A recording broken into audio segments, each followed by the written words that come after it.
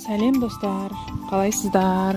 Бүгін біз сіздермен ең танымал, ең дәмді, ең тойымды мясной салатының рецептісімен бөлісетін боламын.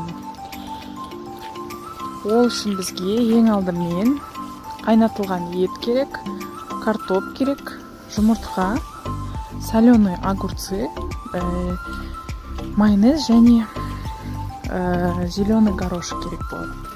Алдымен қайнатылған етімізді өзімізге керек көлемде турап алатын боламыз. Мен майлы жерлерін кесіп алып тастадым. Ұсақтап соломка етіп турадым. Қалған ингредиенттерді 4 бұрыш етіп турап салатын боламыз.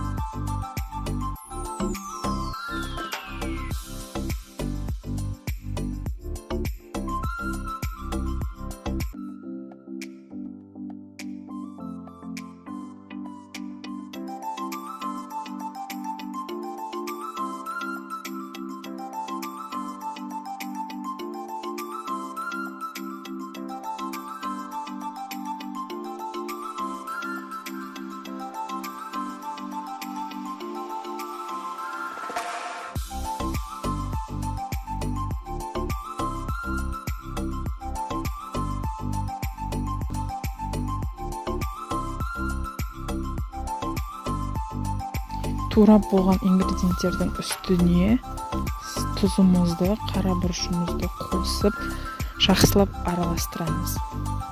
2 немесе 3 ас қасық майонез саламыз да жақсылап араластырамыз.